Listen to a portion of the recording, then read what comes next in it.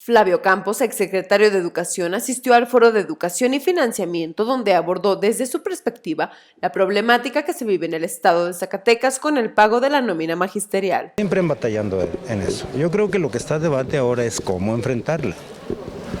Si es simplemente decir que los profes no tienen razón, pues es estar menospreciando la educación en el caso nuestro, casi 470,000 personas que dependen de su educación, en esencia, del gasto tanto federal como estatal y hasta privado, ¿sí?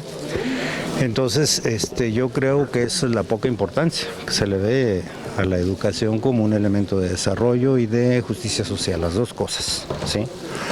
No es posible que pues se les diga el día de hoy, es lo que escuché, que pues hay otros actores, ¿no?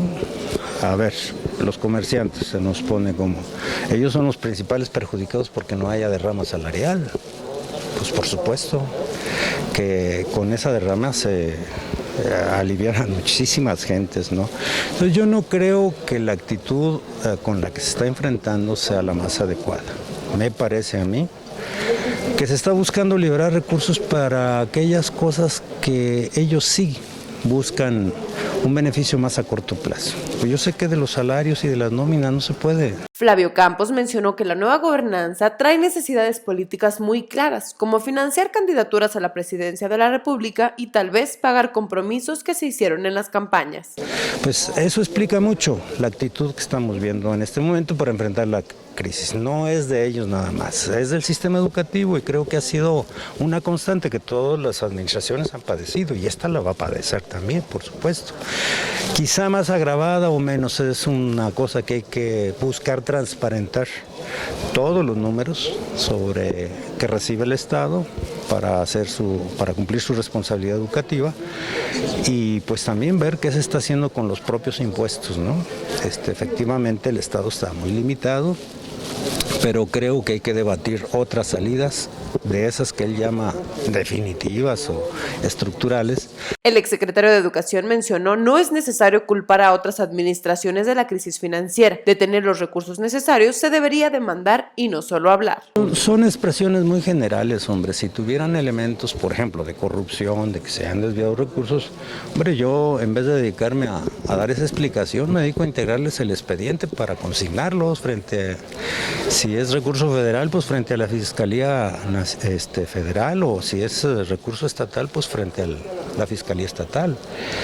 Pero creo que es discurso. Hasta ahorita no he visto que de veras se vaya a fondo. O no hay una explicación específica de, como dicen, cuando hay delito, de modo, tiempo y lugar. O sea, cómo lo hicieron, cuándo lo hicieron, en dónde lo hicieron. Flavio Campos, como ponente del Foro Educación y Financiamiento, abordó los temas sobre la crisis del federalismo educativo. Si no es que tú decidas, pues eso también el gobierno federal lo va a decidir. Y entonces pues es una lucha más difícil, más amplia, en la que debíamos estar discutiéndolo, sí, no es una decisión del gobernador ni del Congreso únicamente, es una decisión de todos los mexicanos, de cómo usamos los recursos de la nación, sobre todo para potenciar a los estados que menos tienen, ¿sí?